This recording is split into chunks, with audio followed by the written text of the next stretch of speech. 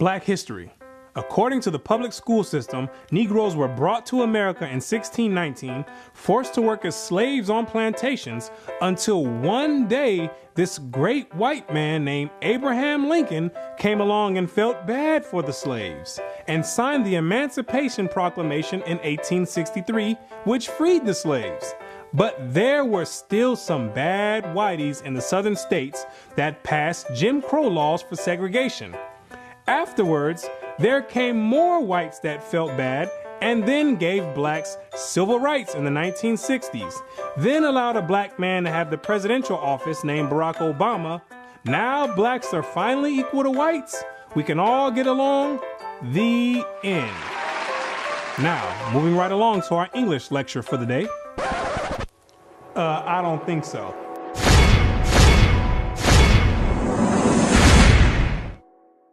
Black history.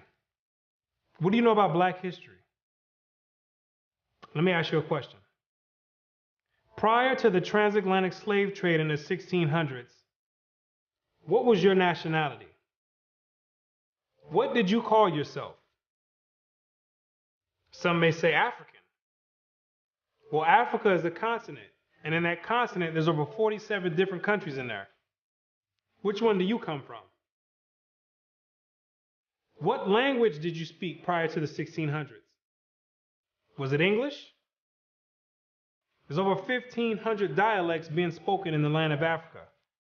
Pick one. What clothing did you wear? Was it high heels and stilettos? Skinny jeans and Vans? What food did you eat? Hamburgers and hot dogs? French fries and SpaghettiOs? What religion did you partake in? Who was your God? Was it Christianity and Cesare Borgia? Most of you have no idea about the answer to these questions. You have no recollection of any history prior to the transatlantic slave trade. Now, is that a coincidence or by random chance? I don't think so. Have you ever asked yourself, why is it that in the public school system that every time the subject of Black history is taught, it always begins in the 1600s and with slavery? Why is that? Doesn't that raise some antennas and spark inquiry? Why is it that the public school system is so committed to revolving Black history solely on the past 400 years? Why is that? Is it because there's a deficiency in historical data? Or maybe it's because there's no history at all prior to the 1600s. Maybe Black people just poofed out of thin air, sporadically, landed on slave ships, and they said, hey, we got a new species here, and start importing and exporting them all over the world. Maybe that's what happened. The question arises, what is the drawback on this history? Why does it keep being withheld? What's the big idea about it? Why is it being held hostage? That's the question. Why can't it be expounded on? 100 years prior to the 1600s? 300 years, 500 years, 1,000 years? Why is that information not being revealed? What's the big secret? What's the mysticism about it? What you're going to come to realize is that your identity is the biggest kept secret on the planet Earth. Oh, you thought that NASA and the space station and the secret missions being conducted by them, oh, you thought that was the biggest kept secret on Earth. No, this is bigger than that. You thought that the government and the CIA and the FBI hiding information about UFOs and Planet X and Nibiru and aliens, you thought that was the biggest information and biggest kept secret. No, this is bigger than that. The elite Confederate have spent billions of dollars and constructed an innumerable amount of psychological stratagem to ensure that you never received and acquired this information that's about to be put out. You're about to receive pertinent information from some of the most reputable biblical scholars, historians, and archaeologists. And they all know something that you don't know. And that's your identity. Ham, the youngest of Noah, born probably about 96 years before the flood, and one of 8 persons to live through the flood. He became the progenitor of the dark races, not the Negroes, but the Egyptians, Ethiopians, Libyans, and Canaanites.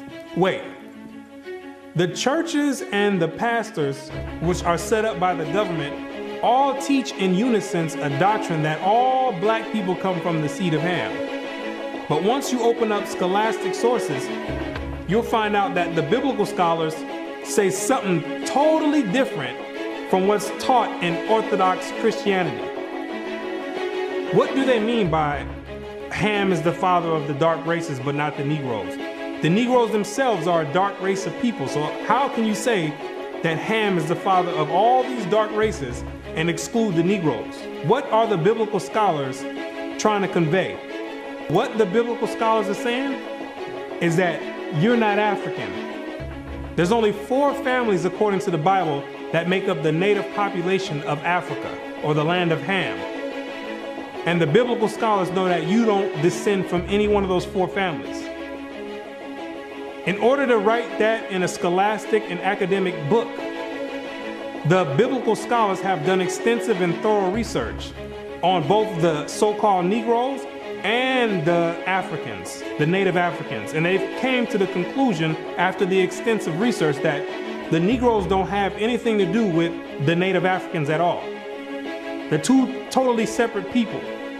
In the 1840s, Morton collaborated with George R. Gliddon, an Egyptologist, who provided him with mummy heads and information about the racial significance of Egyptian tomb inscriptions. In Crania Aegyptiaca, published in 1844, Morton pointed out that both cranial and archaeological evidence showed that the Egyptians were not Negroes. In 1840, Dr. Morton was trying to find out the racial origin of the so-called Negroes that were in America in slavery. So he got together with the Egyptologists, which supplied him with the mummy heads, and what he did was conduct an extensive research on the cranial remains of the heads in Egypt, in contrast to the cranial remains of the heads in America. And what he found out is that the Negroes that were in slavery were not Africans. He found out that the skulls were 2 totally different types of skulls. The Negro's head was longer than the Egyptian head. The physical characteristics from the outside look similar, with the thick lips and the broad nose. But once you start delving into the real characteristics, he found out that there were 2 totally different people, as abolitionists and colonizationists had maintained, and that in fact, blacks had been relegated to the same servile position in ancient Egypt as in modern America. But what Dr. Morton did discover is that the Negroes that were serving slavery in America served the same position and servitude in ancient Egypt when they matched other skulls and other cranial remains in Egypt. They said these are exact matches. So what are the scholars saying? What you're going to find out is that they're saying that you are the biblical Israelites. Yes, you're the same exact people that served slavery in the land of Egypt. You're the same exact people that God sent Moses to go redeem under the hand of Pharaoh. You're the same exact people. And when you read the Bible, you'll find out that slavery is a central theme in the Bible. It's a reoccurring theme with the Israelites. The Israelites cannot run away and get away from serving slavery. It continues to happen over and over, all the way up until today. You came out of Egypt as slaves. came down into the land of Israel, no sooner as you got there, then you had the Assyrians come, capture the land of Israel, and take you and make you slaves. In the 9th year of Hoshea, the king of Assyria took Samaria and carried Israel away into Assyria. You came out of the land of Assyria, went back to the land of Israel. Then the Babylonians came, which are the modern day Ethiopians, the Cushites, came to the land of Israel and made you slaves. So all Israel were reckoned by genealogies. And behold, they were written in the book of the kings of Israel and Judah, who were carried away to Babylon for their transgression. You came out of the Babylonian captivity, went back to the land of Israel. Then the Persians came on down there, took the Israelites and made you slaves. For we were bondmen, yet our God hath not forsaken us in our bondage, but hath extended mercy unto us in the sight of the kings of Persia. You came back from the Persian Medo captivity, went back to the land of Israel, rebuilt the temple up. Then the Greeks came on down there, took you and made you slaves, to entreat them that they would take the yoke from them. For they saw that the kingdom of the Grecians did oppress Israel with servitude. After you came from the Greek captivity, you went back into the land of Israel, rebuilt the temple because the Greeks were sacrificing swine and pig on the altars. No sooner as you came back to the land of Israel, then the Romans came and had you during the time of Christ as slaves.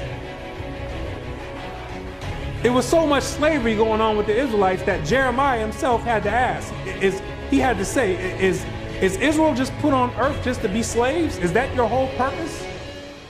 Just to be servitude to other nations? Is Israel a servant? Is he a homeborn slave? Why is he spoiled? So you might be asking yourself, if the so-called Negro is part of the 12 tribes of Israel, how in the world did you get to the west coast of Africa? And when ye shall see Jerusalem compassed with armies, then know that the desolation thereof is nigh. This is Christ right here speaking to the Israelites. He says, when you see Jerusalem compassed or surrounded by the Roman armies, then know that the desolation or the destruction of the land of Israel is getting ready to happen. The Romans getting ready to come in here and tear some stuff up. Then let them which are in Judea flee to the mountains, and let them which are in the midst of it depart out. And Christ says, when you see the Romans coming in, you better get ready to flee into the mountains. And what you're going to realize is that the mountains that he was talking about was the land of Africa. It was the same exact place that Mary and Joseph took Jesus when they were fleeing from Herod when he was trying to come find Jesus to kill him. They went right into Africa. And the Israelites went into Africa as well, fleeing from the Romans. In the year 65 BC, the Roman armies under General Pompey captured Jerusalem. In 70 AD, General Vespasian and his son Titus put an end to the Jewish state with great slaughter. During the period from Pompey to Julius, it has been estimated that over 1 million Jews fled into Africa, fleeing from Roman persecution and slavery. The slave markets were full of black Jewish slaves.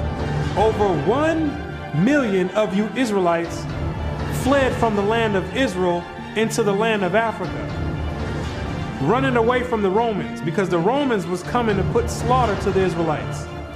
The ones that didn't take heed to the prophecy of Christ, when he said you better leave and go to the mountains, go to Africa, when they got caught by the Romans, they were taken back to Europe and sold in slavery and put in servitude and became gladiators, put in the lions' dens. The pagans and the Romans attacked the Jews indiscriminately. Both the Jewish soldiers and the uninvolved peaceful population without mercy. As a result of this merciless attack, many Jews fled to those parts of northwest Africa known as Tunisia, Algeria, Morocco, and Mauritania. Many other Jews fled to other areas where Rome did not have any jurisdiction. This was to the region of the south, the Sahara Desert, and the Sudan. Grazel says, such is the explanation of how the Sahara Desert first acquired Jewish tribes, toughened by a fighting tradition and possessed of physical characteristics, black, which it is said still makes them approximate very closely the original Jewish population of Palestine. And after migrating from Israel and dwelling on the northwestern parts of Africa, after you were fighting vigorously with the Romans, you had no choice but to start migrating to the southern regions of Africa, where the Romans didn't have any jurisdiction. Because the Romans were relentless and they were adamant about putting all Israelites to death. So in order to get any type of peace, the Israelites had to start migrating to the sub-Sahara parts of Africa. The scholars know this for a fact. The biblical scholars know this for a fact. They know all the history of the Israelites and their migration patterns.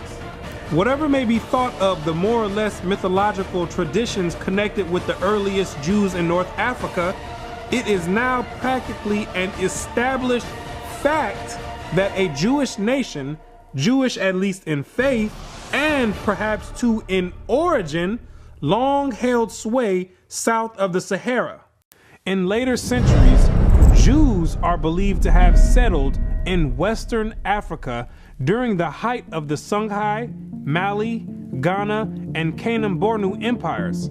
According to accounts from explorers of the region, several powerful Jewish families of the Songhai Empire were of Jewish origin. Some accounts place West African Jewish communities in the Andu Forest of Dahomey, south of Timbuktu. In the 1930s, these groups still maintained a Torah scroll written in Aramaic that had been burned into parchment with a hot iron instead of ink so it could not be changed. In the 1930s, the historians went over there and still found Israelites over there that didn't get captured in the slave trade, still practicing the Hebraic faith, still knowing who they were. With a Torah, which is the first 5 books of Moses, written in Aramaic. That's the ancient language. And it's a shame that they have to burn it in hot iron so the European colonialists don't come over there tampering with it and taking the evidence and trying to hide the history. It's a shame that they have to do that. It is a total shame that they have to do that. The black Jews had an advantage over the African tribes. They carried their culture, history, laws, and written records with them. The Jews made use of every opportunity. They were an industrious and skillful people. In the Jewish Ghanaian states were found kings, princes, governors, generals, secretaries, treasurers, revenue agents, judges, architects, engineers, doctors, historians, language interpreters, mathematicians, jewelers, sculptors, masons, carpenters, painters of art, goldsmiths, leather workers, potters, armorers, saddlers, blacksmith, agriculturalists, etc. Who told you that you was a bunch of Negroes running around on the west coast of Africa, butt naked, swinging from vines? Who told you that lie? You were and still are a prestigious people, a skillful people. The decline of Jewish communities of the West African Maghreb most likely began with the influx of Arab invaders into North Africa starting in 640 CE and later into West Africa in the 1300s and 14 CE. So after you had established communities and empires on the west coast of Africa, after the 7th century, that's when Muhammad and his band of thugs came down there to the West Coast with the Quran in one hand and a sword in another one. And they were forcibly converting the Israelites into that nonsense Islam. Yeah, I said it, nonsense Islam, because that's not what we were dealing with. That's the Arabs' religion. That's not what we were dealing with.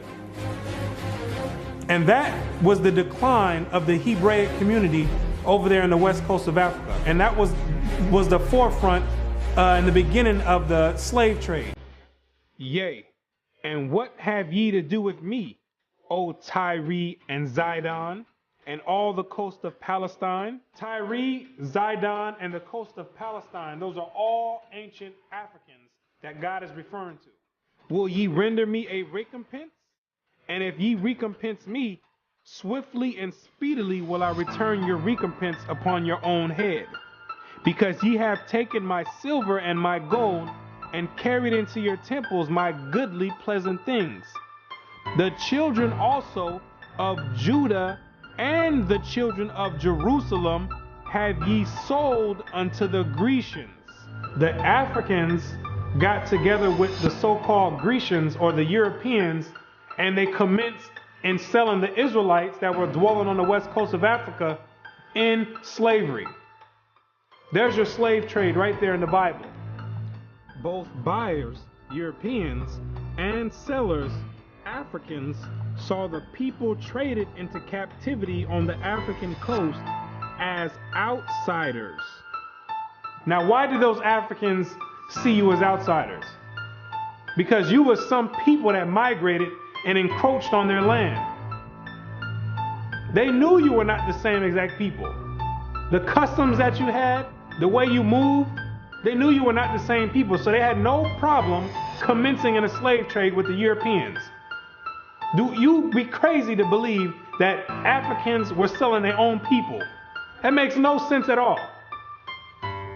When the Europeans put that in the textbooks, they're using technicalities, saying Africans sold other Africans. When they're using technicalities, what they mean to say is native Africans were selling Israelites that were living in Africa.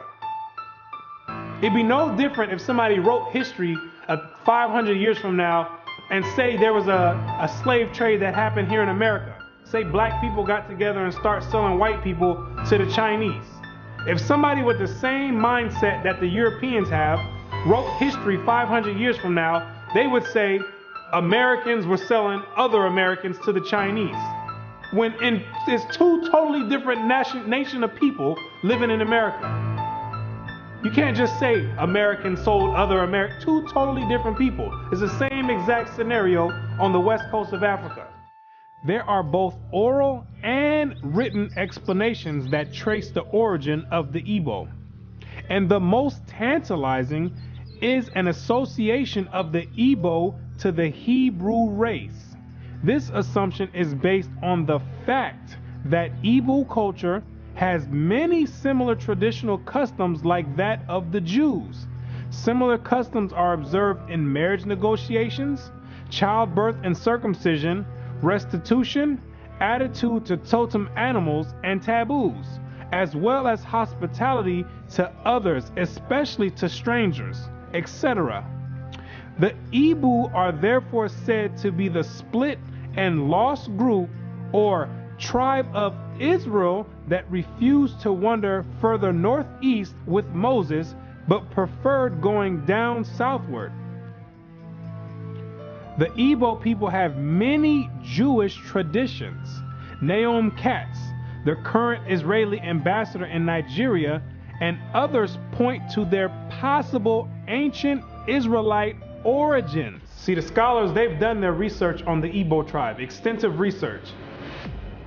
And they've compared the traditions of the Igbo tribe, and they've matched them up to the biblical traditions of the Israelites. And they said, whoa, these are strikingly similar.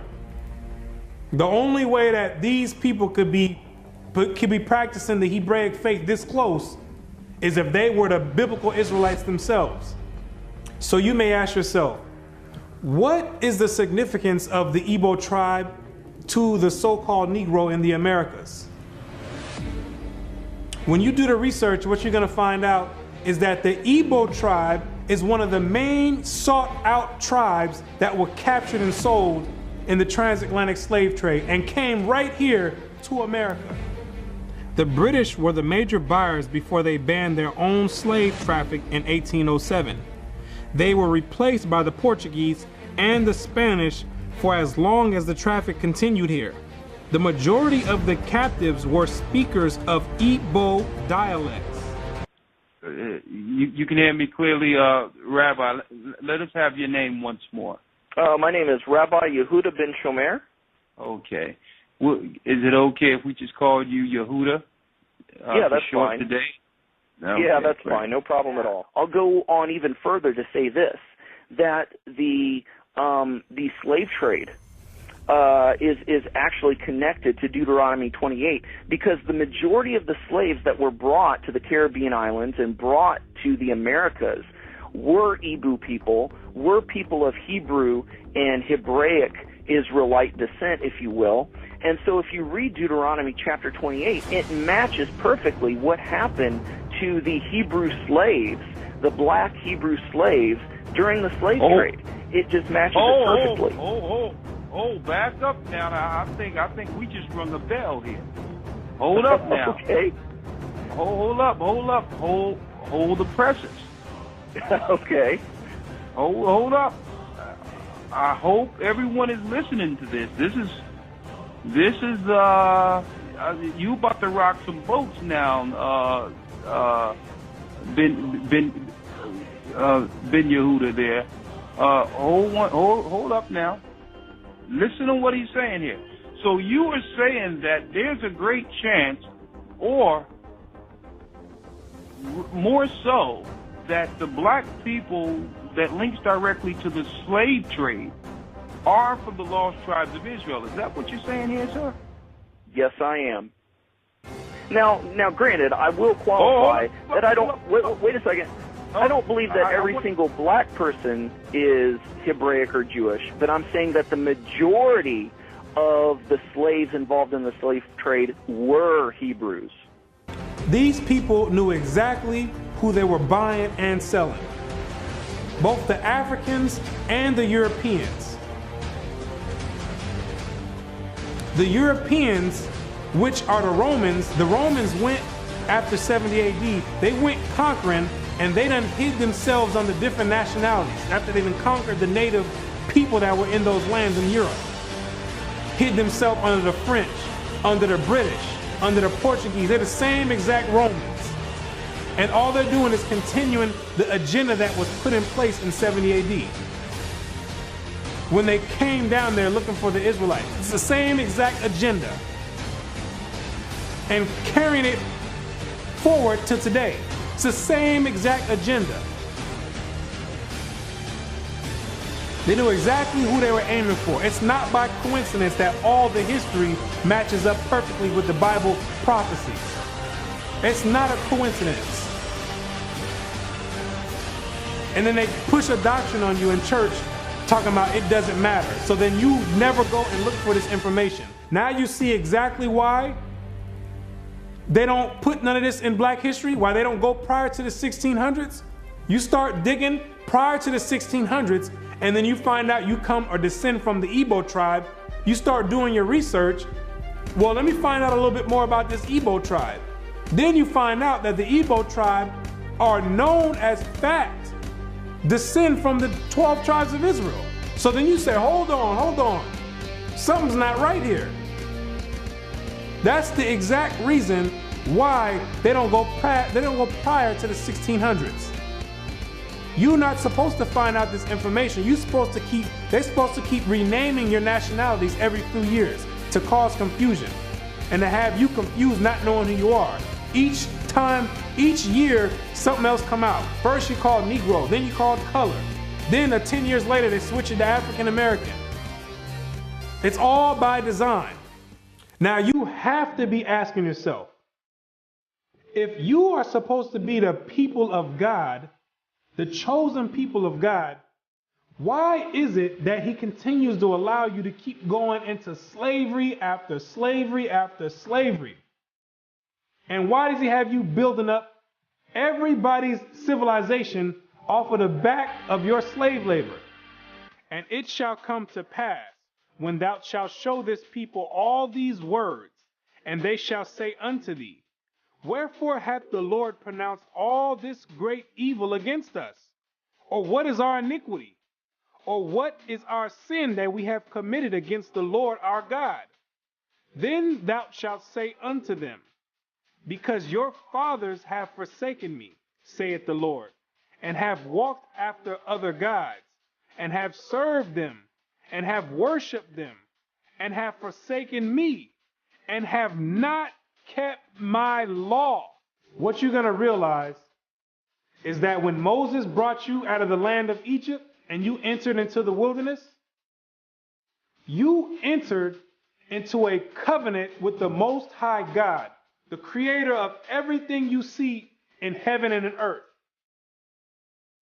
You entered in a blood in and blood out agreement with the creator. And he kept his end of the bargain, but you never kept yours. And he took the book of the covenant and read in the audience of the people. And they said, all that the Lord hath said, we will do, and be obedient. And Moses took the blood and sprinkled it on the people and said, behold, the blood of the covenant which the Lord hath made with you concerning all these words. Once Moses sprinkled the blood on you, there was no way out of it. You entered into the covenant. And it shall come to pass, if thou shalt hearken diligently unto the voice of the Lord thy God, to observe and to do all his commandments, which I command thee this day, that the Lord thy God will set thee on high above all nations on the earth. And all these blessings shall come on thee and overtake thee, if thou shalt hearken unto the voice of the Lord thy God. You see, if you kept your end of the bargain, the deal was the Most High was going to set you above all nations on the planet Earth. You know, the same spot that the Europeans have today, that was supposed to be your spot if you kept his laws, statutes, and commandments. But, that means there's a stipulation. There's two sides of the bargain. It shall come to pass, if thou wilt not hearken unto the voice of the Lord thy God, to observe to do all his commandments and his statutes which I command thee this day, that all these curses shall come upon thee and overtake thee. Thy sons and thy daughters shall be given unto another people, and thine eyes shall look and fail with longing for them all the day long, and there shall be no might in thine hand. Thou shalt beget sons and daughters, but thou shalt not enjoy them, for they shall go into captivity. The stranger that is within thee shall get up above thee very high, and thou shalt come down very low. Moreover, all these curses shall come upon thee, and shall pursue thee, and overtake thee, till thou be destroyed, because thou hearkenest not unto the voice of the Lord thy God, to keep his commandments and his statutes which he commanded thee. And they shall be upon thee for a sign and for a wonder, and upon thy seed forever, because thou servest not the Lord thy God with joyfulness and with gladness of heart for the abundance of all things. Therefore shalt thou serve thine enemies, which the Lord shall send against thee, in hunger and in thirst and in nakedness and in want of all things. And he shall put a yoke of iron upon thy neck until he have destroyed thee. God says you'd have the yokes of iron on your neck until he has destroyed you. So that means when he takes the yokes of iron off, you were destroyed. When did that happen? In 1863, when Abraham Lincoln signed the Emancipation Proclamation. The yokes of iron came off. But at that time, your whole history had been whipped out of you. When the master gives you something, you take it. He gave you a name. It's a nice name. It's Toby. And it's going to be yours till the day you die. Now, I know you understand me, and I want to hear it. Again!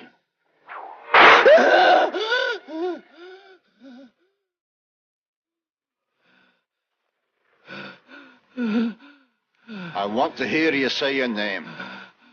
Your name is Toby. What's your name? Kunta.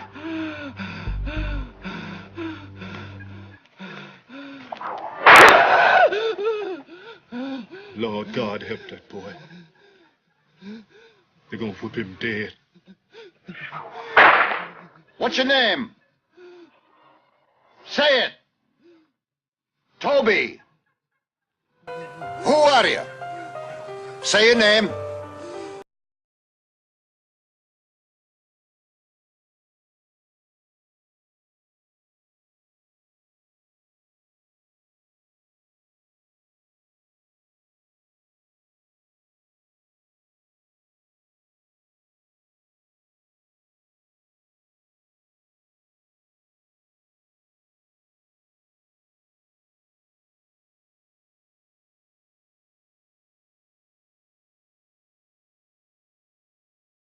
His bosom and toward the remnant of his children which he shall leave. You wonder why it's black on black crime?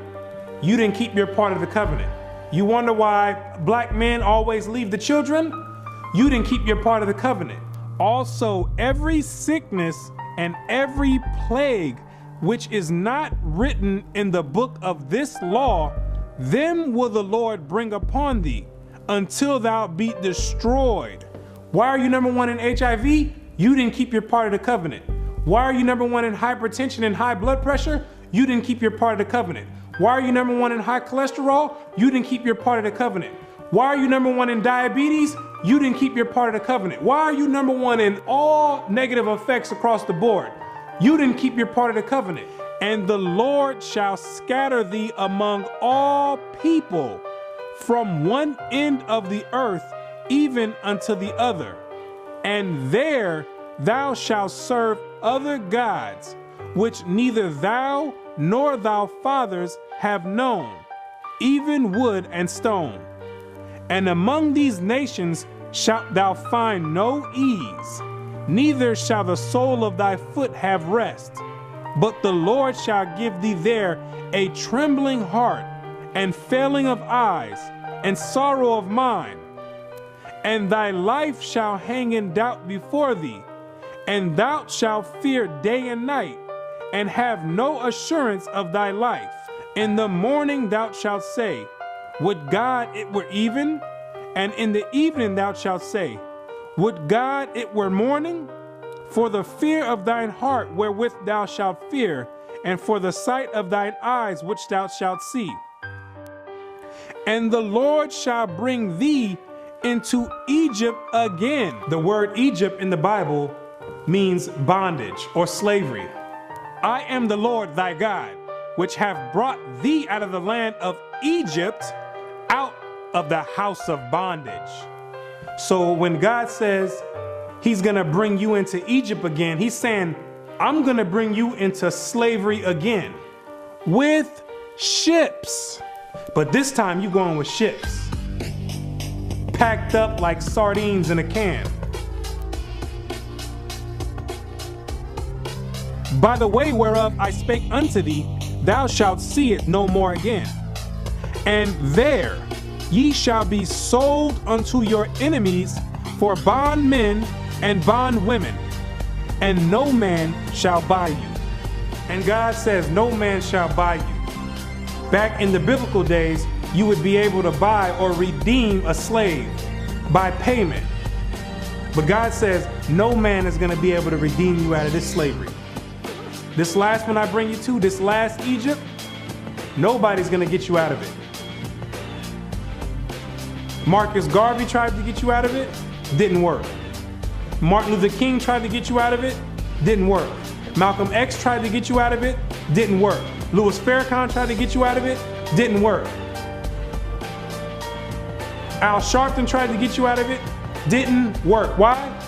Because you are still breaking the covenant.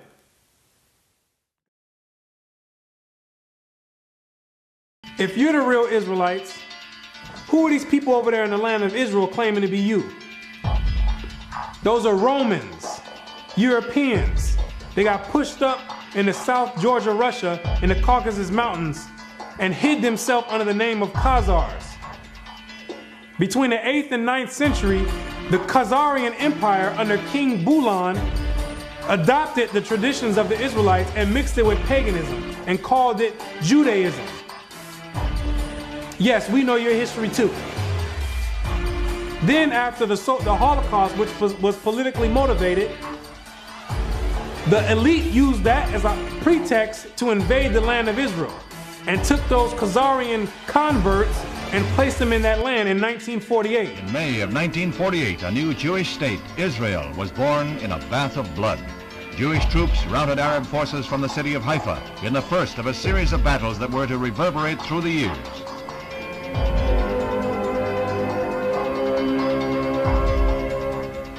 In the year of independence, fighting was fierce in the Negev desert area. Here, Israeli troops routed the Arabs and took hundreds of prisoners. Meanwhile, on May 14, 1948, the new government headed by David Ben-Gurion is installed in Tel Aviv. Thus, for the first time since the Roman legion destroyed Jerusalem in the year 70 AD, the Jewish people have a nation of their own.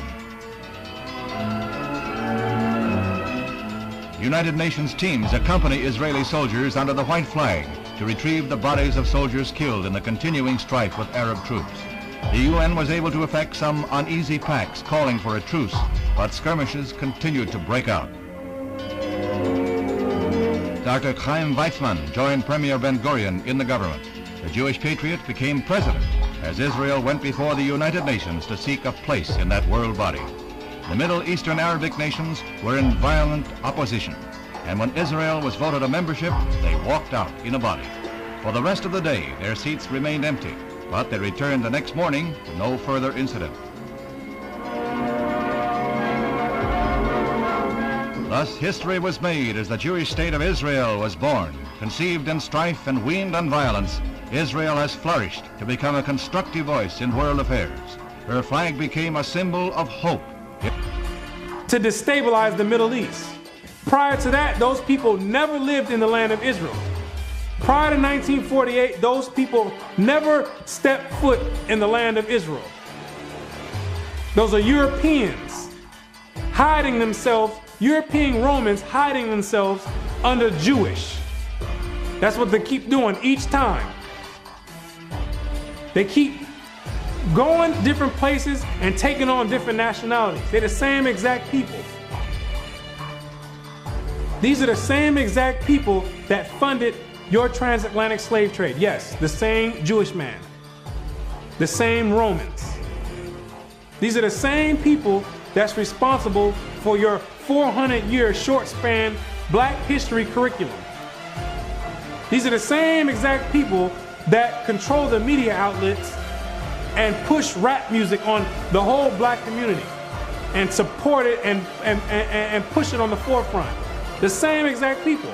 They control all the media. These are the same exact people that are responsible for your Christian churches in all the neighborhoods in the Black community.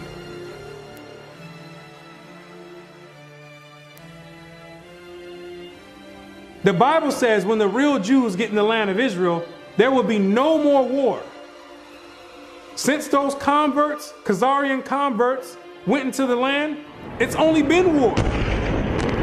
They don't fit the prophecies. They over there dealing with Satan. I know thy works and tribulation and poverty, but thou art rich. And I know the blasphemy of them which say they are Jews and are not, but are the synagogue of Satan, using the Babylonian Talmud as their authoritative source. These people are not the real Jews, and they have nothing to do with the Most High God and the biblical Israelites. They're not the real Jews, and they're dealing with Satan at the highest level. What are these nations trying to accomplish by suppressing all this information? What you're going to realize is that there's a group of nations that are confederate together that have been trying to get rid of the Israelites from way back when so they can offset the Bible prophecies. Keep not thou silence, O God, hold not thy peace, and be not still, O God, for lo, thine enemies make a tumult, and they that hate thee have lifted up the head. They have taken crafty counsel against thy people, and consulted against thy hidden ones. They have said, come, and let us cut them off from being a nation, that the name of Israel may be no more in remembrance. The elite know that America, according to the Bible, is the last kingdom before the return of the Messiah. It's the last reigning kingdom, called Babylon the Great, or the Little Horn. And they're trying to offset prophecy and prolong their rulership, because they know that when Christ returns, he and the 144,000 are going to be the next ruling government on the planet Earth. And he that overcometh and keepeth my works unto the end, to him will I give power over the nations, and he shall rule them with a rod of iron. As the vessels of a potter shall they be broken to shivers, even as I received of my Father. And I heard the number of them which were sealed, and there were sealed 144,000 of all the tribes of the children of Israel. The elite don't want this prophecy to go forth. They're going to do anything in their power to offset the prophecies and prolong their rulership, because they know that once the Israelites are in rulership or in authority, that all these nations that had a hand in enslaving the Israelites, they're all going in captivity. It's going to be their turn for servitude. For the Lord will have mercy on Jacob, and will yet choose Israel, and set them in their own land. And the stranger shall be joined with them, and they shall cleave to the house of Jacob. And the people shall take them and bring them to their place. And the house of Israel shall possess them in the land of the Lord for servants and handmaids. And they shall take them captives, whose captives they were, and they shall rule over their oppressors. Therefore, all they that devour thee shall be devoured, and all thine adversaries, every one of them, shall go into captivity. And they that spoil thee shall be a spoil, and all that prey upon thee will I give for a prey. He that leadeth into captivity shall go into captivity. He that killeth with the sword must be killed with the sword. Here is the patience and the faith of the saints. The elite have got together with their top scholars in their think tanks, and they know these prophecies to a T. They didn't study this book back and forth. They understand all the breakdowns and prophecies. So in order to prevent these things, they have to suppress history and rewrite history and flood the media outlets with all types of futile material like rap music, Atlanta Housewives, and other reality TV nonsense to keep your mind occupied on entertainment and divert it from anything with any significance. And the success rate of that to black people is extremely high. The black man won't pick up a book if his life depended on it. A book is kryptonite to the black man. It's like spraying Raid on a roach. They say if you want to hide anything from a black man, you put it in a book. But despite these efforts of trying to offset prophecy, There's Israelites waking up all over the world by the thousands, coming up out of sleep and getting rid of these Gentile gods and coming back to the Most High God, the creator of heaven and earth, and keeping their end of the bargain. For the children of Israel shall abide many days without a king, and without a prince, and without a sacrifice, and without an image, and without an ephod, and without a teraphim. Afterward shall the children of Israel return and seek the Lord their God and David their king, and shall fear the Lord and his goodness in the latter days. The kingdom of heaven rulership, the governing body, is being set up right now in the midst of everyone, and nobody even knows it. While America is on an economic decline, God is raising up the ruling government of the kingdom of heaven. He says, even though the children of Israel are as the sand of the sea, only a small remnant are going to be saved from his wrath. Isaiah also crieth concerning Israel, though the number of the children of Israel be as the sand of the sea, a remnant shall be saved. Because the majority of you Israelites are going to be too caught up and bugged out of your mind and caught up in the world and caught up in Christianity to even give the Creator a thought. And even to consider to go back and keep your part of the covenant. But God says, He's not sending you in slavery no more. He says, if you didn't learn this time from all the captivities you've been under, if you didn't learn from getting your backs whipped, if you didn't learn from being hanged, if you didn't learn from having your sons and daughters sold, He says, I'm not bringing you into captivity no more after America. This is the last captivity. He has another plan for you. You got another punishment coming. It's called the lake of fire. But the fearful and unbelieving and the abominable and murderers and whoremongers and sorcerers and idolaters and all liars shall have their part in the lake which burneth with fire and brimstone, which is the second death. And you're going to be there for a very long time. But to those that have an ear and come back and return to the Heavenly Father, He's going to make a new covenant with you. For finding fault with them, He saith, Behold, the days come, saith the Lord, when I will make a new covenant with the house of Israel and with the house of Judah. The Bible says that the new covenant is with the Israelites, not all nations. He made the first covenant with you, and He's making the next covenant with you as well. Not according to the covenant that I made with their fathers in the day when I took them by the hand to lead them out of the land of Egypt, because they continued not in my covenant, and I regarded them not, saith the Lord. For this is the covenant that I will make with the house of Israel after those days. What does it mean after those days? It's talking about when you get into the wilderness.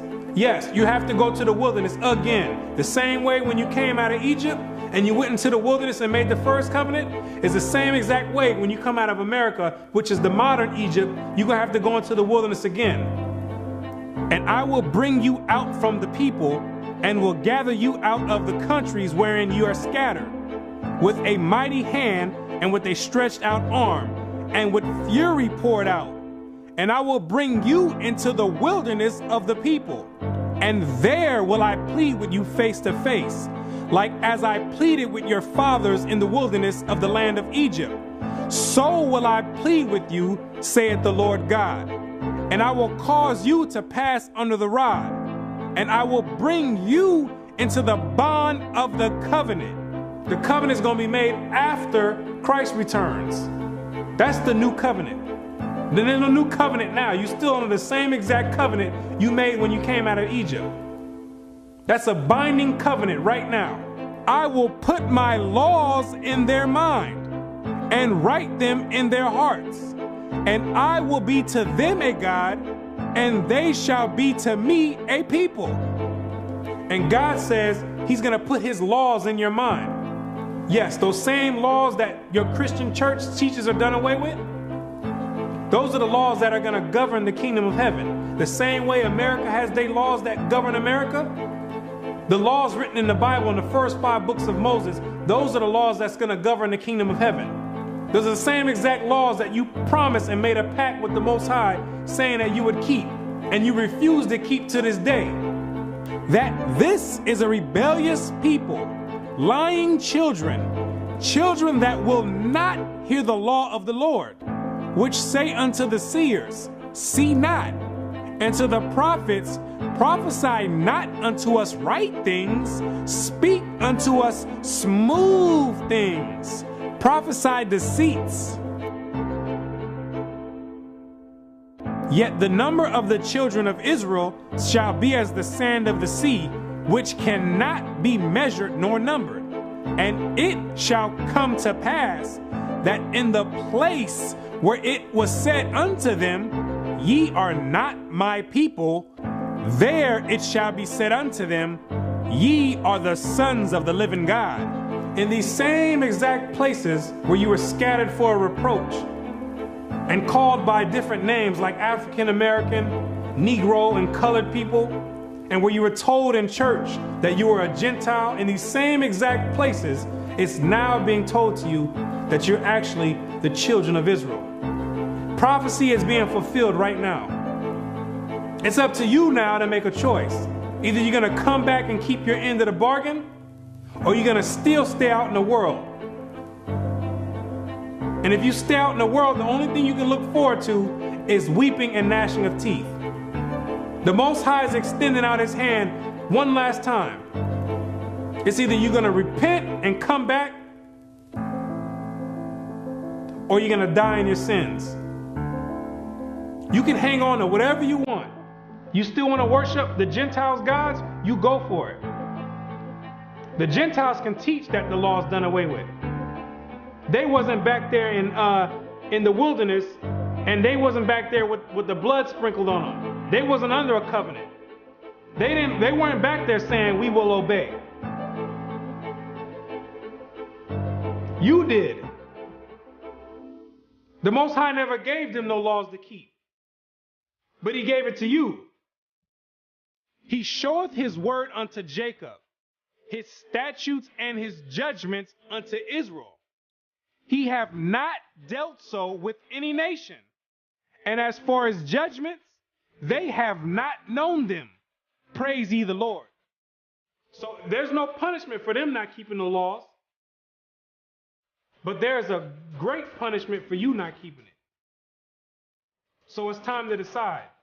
Either you're going to be in or you're out. But now you know who you are.